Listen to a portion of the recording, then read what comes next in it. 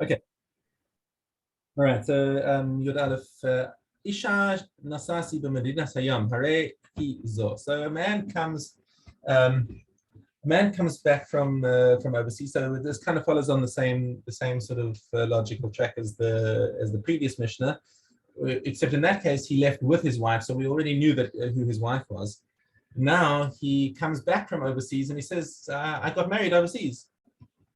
Hare Kizo. This is my wife that I married overseas. Ve'elu baneha, and these are her children." Okay, and so she's got a bunch of children who are all clinging around her legs. Maybe Raya ala Isha. He's got to come prove her yechus and say, like, okay, you married this woman. How do we know she's even Jewish? How do you know that she's Rawai, whatever? So he's got to bring a proof of her yechus. But the children, once he's established her yechus, the children follow naturally from her, because the children are all hanging around her, and you can see that these are her children. They're not going to open up. Okay. Mesa ve'elu baneha. However, if he comes and says, "I got married overseas and she died, but these are my children from this woman," tzarich lavi raya ala isha ve'ala banim. So now he's got to bring proof, not only of who his wife is, but also that these children come from that wife. How that proof works, that's left to our devices to work out what kind of proof would suffice for that. I'm interested in the fact that it says here, "I married a woman overseas, and this is she, and these are her children," instead of saying these are our children. I'm interested that he doesn't say these are our children. That kind of makes sense that they're his children as well. Right.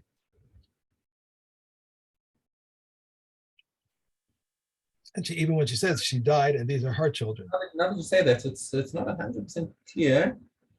It doesn't necessarily say, because he might have married a widow or a divorcee, and these were her children from a previous marriage. It's also possible. Right. But the point being that the children are going to follow after the status of their mother.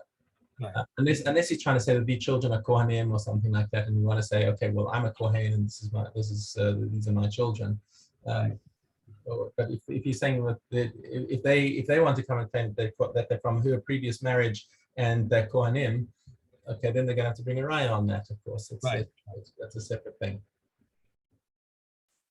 Okay. So next Mishnah. So now we have laws of yichud.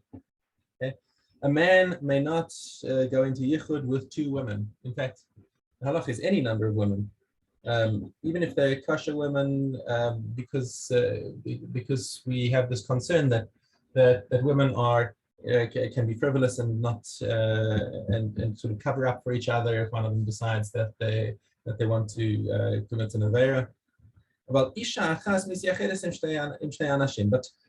two men will take each other's presence seriously, and so two men can be in yichud with one woman. Rabbi Shimon Omer, but a man is allowed to be in yichud with two women if one of them is his wife, because his wife will keep him in check. He's not going to misbehave when his wife is around. And he can sleep. He can even sleep overnight with them in an inn, because his wife is looking after him. Okay, and that's the reason why married couples can have single girls sleeping over in the house. Otherwise, right, you could have yichud issues with that. Okay. Also, a man is allowed to be alone with his mother, with his daughter, and he can even sleep close to them, right next to them in the bed, because there's no speaking generally, there's no yetzer hara for illicit relations, for incest. It's that has been removed from the world. Okay. The im higdilu. But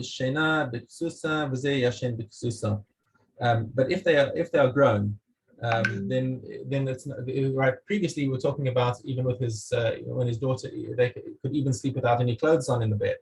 But if they're grown up, that's talking about when they're children. But when they're grown up, then they should still be clothed. Okay. Grown up, meaning 13, 12 yeah, and a half. adult enough to, let's just see, yes, that's Ben the Gil Stamus, Bats the Gil Tasha, there's an opinion in the Gemara. Hold on, it's in Higdilu, Gedolim, which is the Gil Shlosh Israel V'Yomechad or Bat Shteim Israel. So it's talking about Bar Mitzvah, Bat Mitzvah, but there's also an opinion in the Gemara that it's a boy is up to 12 and a girl is up to 9. If they've started started to develop. Okay. While we're on that, the principle of the wife looking after him, I've heard psak from the psak that I've gotten from it is that any woman that you're allowed to be in yichud in yichud with can be a shomeres. So, for example, even if I've just got my daughter in the house and she's got a friend over, that's not yichud. That's fine because my daughter acts as the shomeres. Right. Okay. Lo yilmad adam ravak sofrim. So when a person is a bachelor, then, in other words, he's never been married. Right? He shouldn't he shouldn't be a sofer, another teacher of little children. I'm just looking in the Kahati over here. The reason given in the Gemara, because not because we're worried chas v'shalom that he's going to mess with the children, but because they're mothers. The mothers always come to pick up the little children, and now you've got this bachelor teacher who's like getting exposed to all the mothers, and we're worried that something's going to happen over there. So we say it's not a good idea for him to teach children. And also, a woman shouldn't teach the little children because of the fathers and brothers of these little children who are coming to her, and she might turn out being in yichud with them. Rabbi Eliezer Omer, Af mi she'ein lo isha lo yilmad sofrim. And he says, forget about just the bachelor. Anyone who's unmarried, even if he's divorced or widowed, because he's no better or worse than a bachelor, and therefore he should also stay away from professions that will bring him into constant contact with women. Okay, that's it. And tomorrow we have a siyum. We've got the last Mishna. Yeah, so we're going to do that in KSY. I'll take my computer there. Okay. I don't know if you want to come in person or if you want to just log in on the Zoom. But I'll do around 9:30. All right. What time do you think? So the minyan will probably finish around about 9:15. Okay. But 9:15, not before 9:15. So 9:15, I'll put my computer on, and as soon as I hear you, I'll know that's. So. All right. Good. Okay. Right. That was a big problem for me when I worked because I had my office in my house, and I saw a lot of men. I saw a lot of women also. But the women, it was different because I had to keep the door closed because there were waiting room outside. People come in. I could, it was a big problem. Right. So when you're consulting and you need to have the confidentiality. Right. So you know how Rav Haber has handled that situation in the new shul. He designed his office with two little perspex windows leading into the shul. Right. Those windows that can't open. What's this? Oh, just whatever. I missed the quote. Doesn't matter. It's not important. So he designed it with these two windows that anyone who's in the shul can look into the office. Right. So he can close the door, and the conversation can be completely confidential. But there's no yichud because there's always the possibility that somebody's looking into the window. Over the window, right. I couldn't do that because there were windows, but it was not in a position where people would be able to really, they have to get on the ground or something to look inside. So it's yeah. But okay. If one, this is one, okay. The base, you had. Yes. If if one betrothed with trumos, with tithes, with gifts, and with waters of purification, or with ashes of purification, she is betrothed, and even a non-Kohen. If one says to another, go and betroth so and so to me, and he went and betrothed her to himself, she is betrothed. Similarly, if one says to a woman, you are betrothed to me after 30 days, and another came and betrothed her within 30 days, she is betrothed to the second. The daughter of a Kohen betrothed to a non-Kohen may eat truma. If he said from now and after 30 days, and another came and betrothed her within 30 days, she is betrothed and not betrothed. The daughter of a non-Kohen to a Kohen, or the daughter of a Kohen to a non-Kohen may not eat truma. If one says to a woman, you are betrothed to me on condition that I will give you 200 zuz, she is betrothed, and he gives it. On condition that I will give it to you from now until 30 days. If he gave it to her within 30 days, she is betrothed. If not, she is not betrothed. If he says, on condition that I have 200 zuz, she is betrothed, provided that he has it. On condition that I will show you 200 zuz, she is betrothed, provided he shows it to her. If he showed it to her on the table, she is not betrothed. Okay. Is that three? I think it was three. Yeah, that's right. Yeah. Three. Okay. All right. What are we doing? What are we doing at the Kiddushin? Because we're going to only have one more. After Kiddushin, tomorrow we start Baba Kama. Baba Kama. Oh, okay. Okay. So that was three then.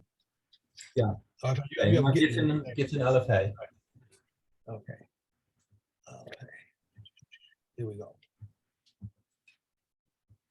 Every document which has a Kusi's witness on it is void, except for Gittin and documents of emancipation of slaves. It once occurred that they brought before Gamaliel in Kafar Yuzna a get whose witnesses were Kusins, and he validated it.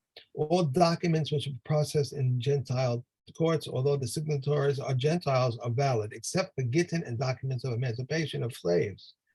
Reb Shimon says they are also valid. They were not mentioned as being void, except when they were made by private individuals. One who says, give this to get to my wife, or this document of emancipation to my slave, if he wants to retract in both of those cases, he can retract. These are the words of Reb Meir. The Kakaman, however, say in cases of Gittin, but not in cases of documents of emancipation of slaves, because we can benefit a person in his absence, but we cannot cause a detriment to a person except in his presence. For if he wants to refrain from supporting his slave, he is permitted, but to refrain from supporting his wife, he is not permitted. He said to them, but he is disqualifying his slave from eating truma, just as he is disqualifying his wife. They said to him, this is because he is his possession. If someone says, give this get to my wife, or give this document of emancipation to my slave, and he dies, they shall not give it until after his death. If one says, give 100 zuz to so and so, and he dies, they shall give it after his death. Okay. One more. One more. If one brought a get from overseas and said, it was written in my presence, but not, it was signed in my presence, or it was signed in my presence, but not, it was written in my presence, or all of it was written in my presence, and half of it was signed in my presence, or half of it was written in my presence, and all of it was signed in my presence, it's void. If one says it was written in my presence, and one says it was signed in my presence, it is void. If two say it was written in our presence, and one says it was signed in my presence, it's void.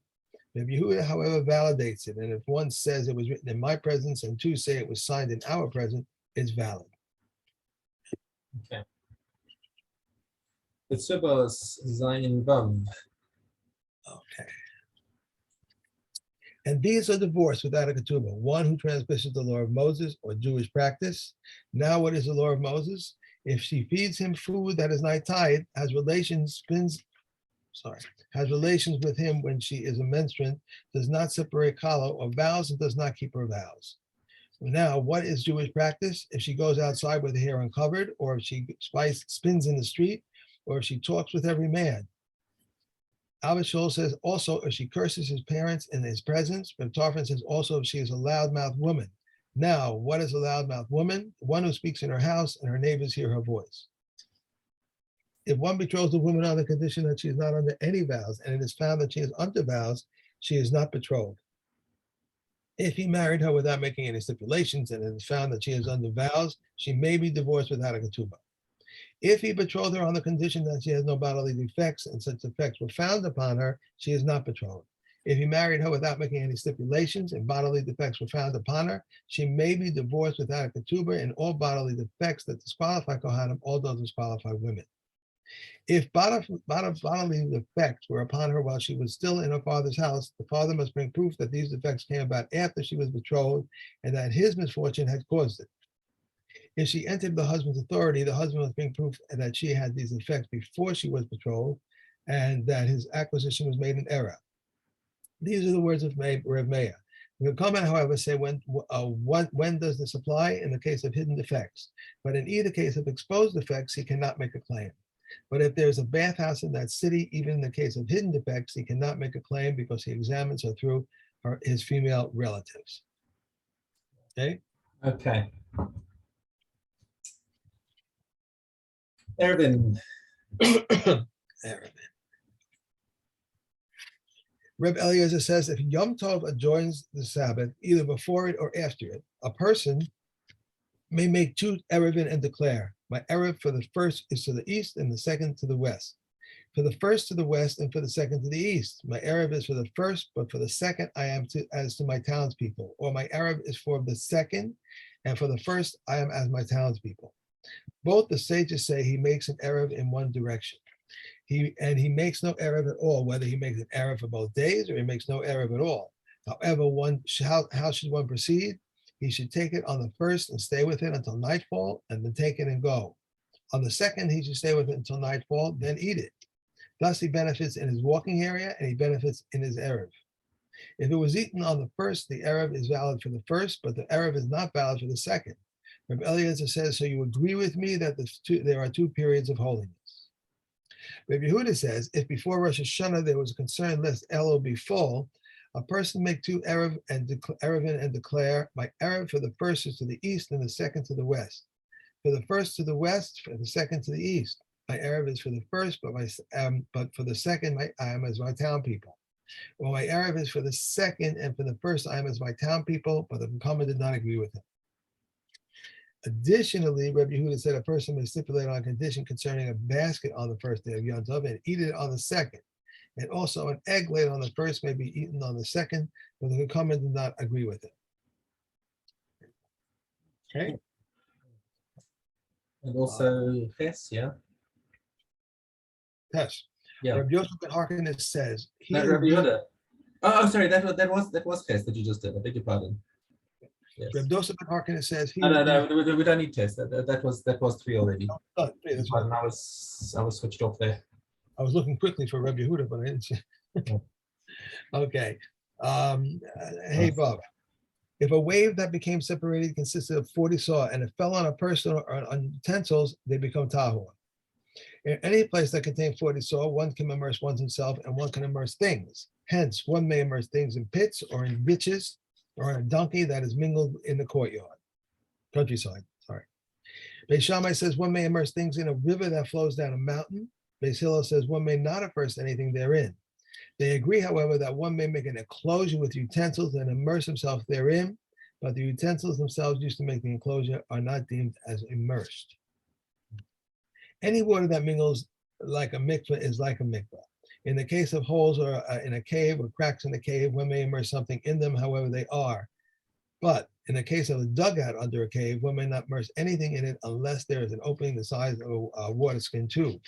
Rabbi Yehuda said, when is this so? When it supports itself, and if it does not support itself, one may immerse something in it, however it is. If a bucket was full of utensils and one immersed them, they become tahor.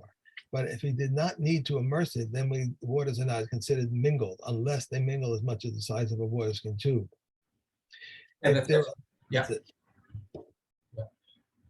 Right now, we're in the middle of in Beta. We're in the middle of the Gemara where it talks about putting the wine falling into, had 40 saw and the wine falls in, or then the milk falls in, and the difference in the color and all that. Oh, yeah. So, yeah. So you're also holding there. Okay. Cool. Okay, holding Daled. If an animal is in difficult labor and the fetus put forth its foreleg and drew it back, it's permissible for eating. If it put forth its head, although it drew it back, it is regarded as having been born. If one cuts off part of the fetus that is in her womb, it is permissible for eating. From the spleen or from the kidneys, it is prohibited to be eaten. This is the general rule. What part is part of the body is prohibited. What is not part of the body is permissible. If an animal is in difficult labor with its first young, one may cut off each limb and throw it to the dogs. If its greater part comes out, it must be buried, and she is exempted from the law of the firstborn. If a fetus died in the womb of an animal and the shepherd stretched out his hand and touched whether it's a non-kosher animal or a kosher animal, he's tahor. Rabbi Yossi Hagili says, if it is a non-kosher animal, he is tameh. If it is a kosher animal, he is tahor. If a fetus died within a woman's womb and the midwife stretched out her hand and touched it, the midwife is tameh for 7 days, and the woman is tahor until the fetus comes out. Right. Okay. Okay. And Baba Kama tomorrow. No. Baba Kama tomorrow. Yep. Okay. Okay. Going on to the easy stuff. Have a great day. Enjoy. And I'll see you 9:15. I'll put the computer on. At 10 a.m. See you then. Thank you.